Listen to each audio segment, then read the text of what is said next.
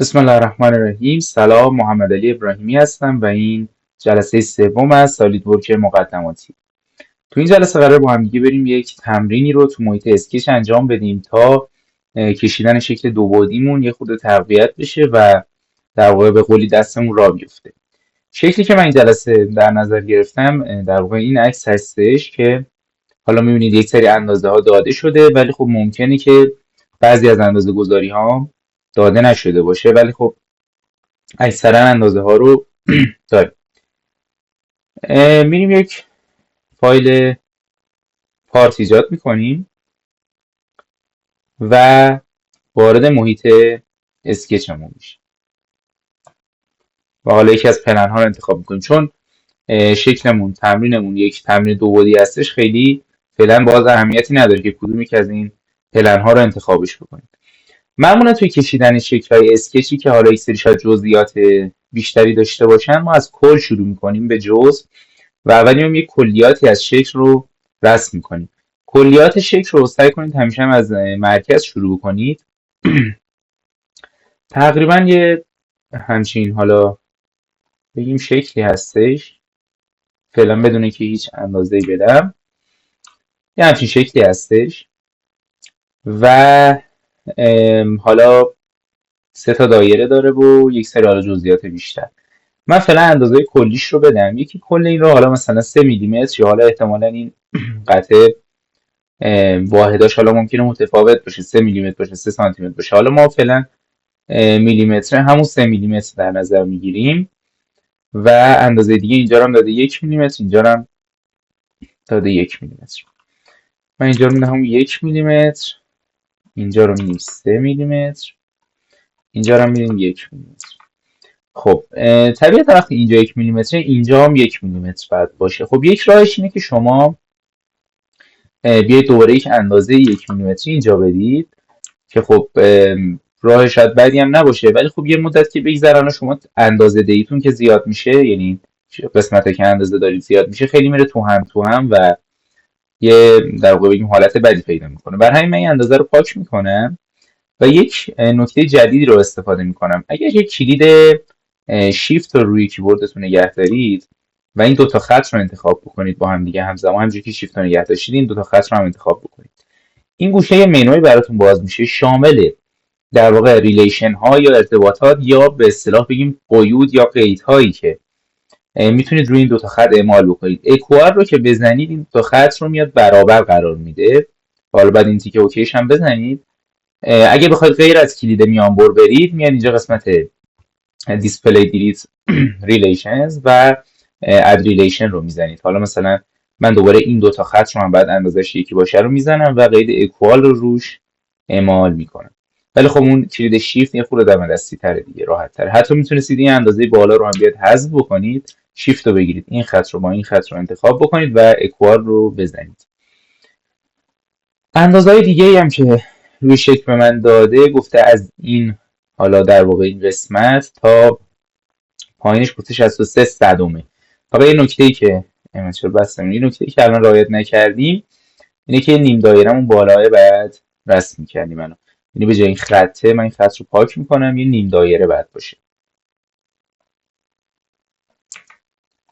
و حالا صرفا این اینجا مثلا یه خدچین می‌کشیم، طول این خدچین با اینجا برابره که همون 1 میلیمتر. خب اینجا گفته 63 صدم از مرکز اون دایره تا این کفه، یعنی از اینجا تا به اینجا 0.63 صدم هستش.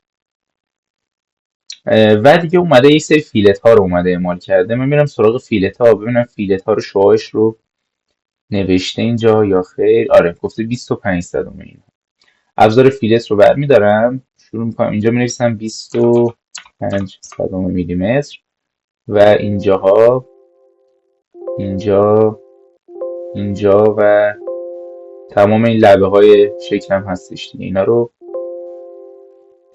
اعمالشون میکنم. خب برای چی این الان کوچیک شد؟ آها یه نکته‌ای که وجود داره، ببینید ما اومدیم روی اینام قید اکوال گذاشتیم با اونها یه میلیمتر بشه. الان وقتی این نیم دایره که میخوره این خط رو میاد یه میلیمتر میکنه و اون در واقع داستان مساوی بودن اون به هم میریزه. برای همین من قید اکوالش رو حذف میکنم. برای حذف کردن رو خطش کلیک بکنید، این مربعای صدرنگ که میبینید اینا قیدها هستن، روش کلیک کنید و دیلیت رو روی کیبوردتون بزنید، این اتفاق میفته، حذف میشه.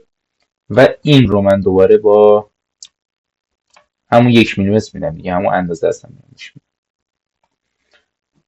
ارور میده همچنان، به خاطر اینکه این قیده روشه. اینو پاک میکنم، انتخابش میکنم، 1 میلیمتر میدم. خب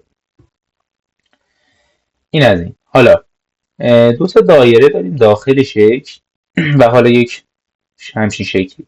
اول بریم سراغ این سه تا دایره. سه تا دایره است داخلش. من این سه تا دایره رو میکشم، یکیش اینجاست، یکیش هم یه دونه خدچی من میکشم از این مرکز تا این قسمت، و یه دایره اینجا، یه دایره هم اینجا. دوباره شیفت رو نگه میدارم، این سه تا دایره رو انتخاب میکنم و قید اکوال بودن رو شمار میکنم. قطر دایره رو گفته که نیم هست، 0.5. اینکه کجا هم قرار گرفته، فاصله بینشون 2 میلیمتره و احتمالاً مرکز این خط هست. احتمالاً که مطمئنا دیگه. ببینید الان مرکز این رو دوباره من میخوام مرکز دو تاشون رو یکی کنم، شیفت رو میگیرم، مرکز این رو و وسط این خط رو انتخاب میکنم، قید ورتیکالی رو میزنم که این دوتا بیاد در یک راستا قرار بگیره. اسمال دیمنشن رو برمی‌دارم، دوباره میام فاصله بین این دوتا رو 2 میلیمتر قرار میدم. اینم از این قسمتش. حالا این شکل وسطیش یک مقدار شاید چالش داشته باشه. من اول یک حالا بگیم مستطیل میکشم، مستطیل از مرکز دقیقا فکر می‌کنم طول و عرضش هم نه بیشتر از چیزه. طولش رو گفته فاصله با اینجا 19 سانتی، یعنی فاصله این تا این 0.19 سانتی. از پایینم باز دوباره 19 صدمه. خب دیگه این همون خودش اعمال میشه، مشکل نداره. نکته ای که وجود داره اینه که آن طولش هم فکر کنم الان باید بدیم. طولش هم اومده با اینجا مشخص کرده، من حالا پس جلوتر طولش رو مشخص میکنیم. اومده با قطر اون دایره مشخص کرده، شعاع اون دایره در واقع. خب من اینو میبرم این ور. ببینید دوباره ابزار فیلت رو من ور میدارم. البته قبل از اینکه بذارید ابزار فیلت رو برداریم، من این دو تا خط مستطیلم رو باید پاک بکنم.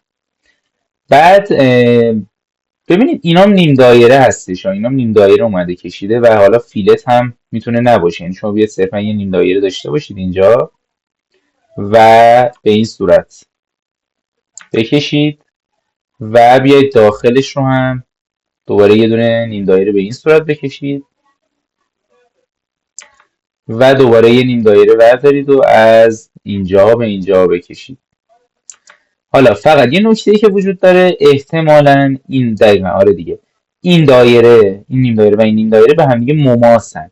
یعنی شما شیفت رو که میگیرید جفت دایره ها رو انتخاب میکنید و اینجا قید تنجنت یا مماسی رو لحاظ میکنید. دقیقاً باز بین این دوتا هم همین قید رو لحاظش میکنید، تنجنت بودن رو.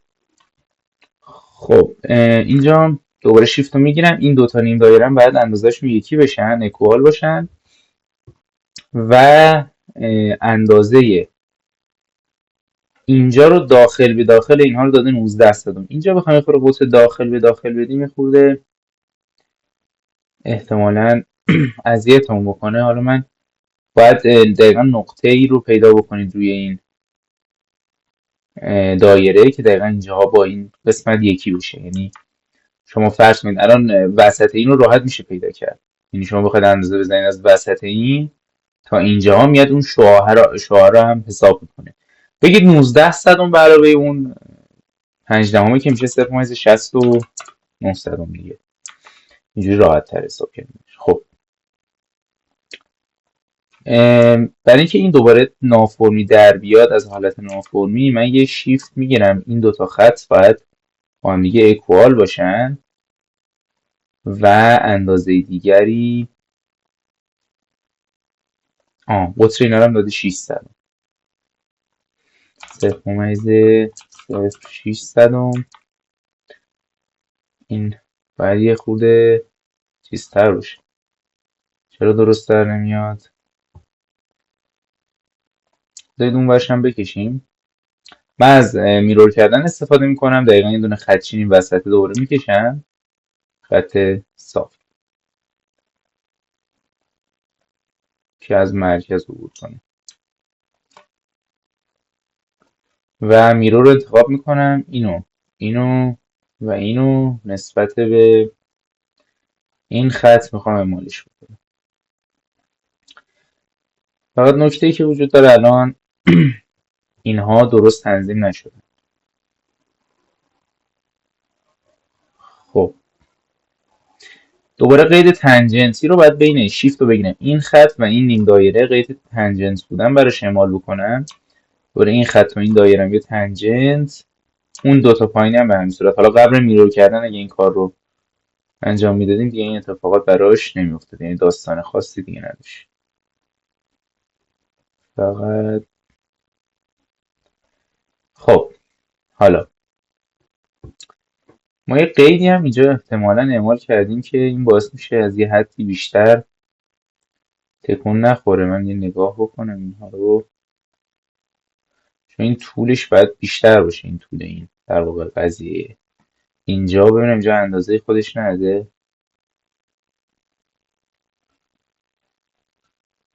نه دیگه میتونیم خودمون میتونیم بیایم چیز اعمال بکنیم، بگیم دوباره اندازه این مرکز این تا اینجا رو هم بیایم همون 0.69 بودیم. ولی خب باز دوباره خود این نامیزونه.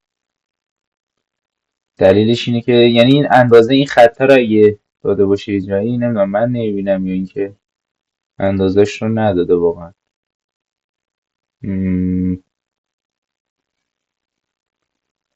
اندازه این خط ظاهرا که اندازه ای نداده. بذارید من خودم حالا ببینم میشه ابعادش رو تغییر داد، مثلا بکنیم 0.8. خب نه همون مثلا 0.7 اینا باید اوکی باشه. 0.7. خب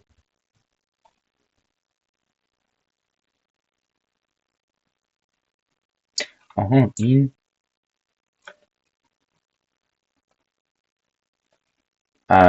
در واقع اندازه اینجام زیاد شده.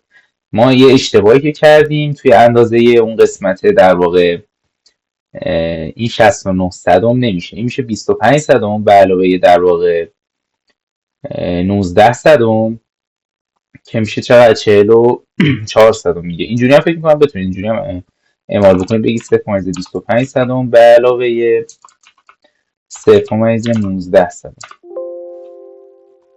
حالا الان ایرور میده به خاطر اینکه اون برای ما اندازه دادیم. اینو من پاک میکنم درست میشه. 0.25 صدم به علاوه 0.19 صدم. الان درست شد. حالا اینجا باز دوباره به هم ریخته. اینو و اینو اگر که اکوال بکنیم چرا ایرور میده؟ به کنترل زد.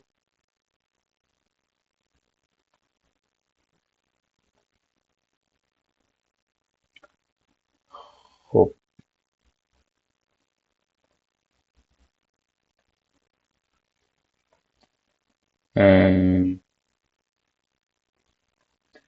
من این اندازه رو پاک بکنم ببینم درست نمیشه. چرا؟ خب ببینید دقیقا این باید بدون مرکز قرار بگیره. یعنی الان رو مرکز قرار گرفت همه چیز درست شد طبق اون چیزی که میخواستیم. الان احتمال اندازه اینجا دقیقا همون 44 صدم، یعنی از مرکز تا اینجا همون 44 صدمه. اوکی هم هست دیگه، نمیخواد بدیم اندازه شو. ببینید دقیقا شد همون شکلی که توی تمرین اسکچمون داشتیم. دو سه تا نکته گفتیم لابلای کار. یکی این بود که قیدها رو یه توضیحاتی دادیم که چجوری یه قید اضافه بکنیم به شکلمون و در واقع یک سری قیدها اعمال بکنیم در شکلی که داریم. اینم من راستی بگیرم این شیفت رو بگیرم. نه اینا درست، اینا مشکلی نداره. فقط چرا من باز احساس میکنم یه خود شیفت رو میگیرم، شیفت این و این رو میذارم تو یک راستای ورتیکال. ببینید هنوز این اندازه ها فیکس نشدن، یعنی این اندازه فیکس شده نیست. دلیلش هم چیه؟ آها، احتمالا ببینید این مرکز این باید بیفته رو مرکز این، من اینو میندازم روی این که این فیکس بشه اندازش. الان دیگه درست شد. حالا میتونید این خطوط راهنما رو پاک کنید یا بذارید باشه دیگه، بذارید باشه الکی پاکش نکنید. من این سیوش هم میکنم با نام مثلا اکسرسایز 1، دارم نیو فولدر و شد تمرین، اولین تمرین از اسکچ. تمرین خیلی خوبی بود، داشتیم میگفتیم در مورد اینکه چیا یاد گرفتیم.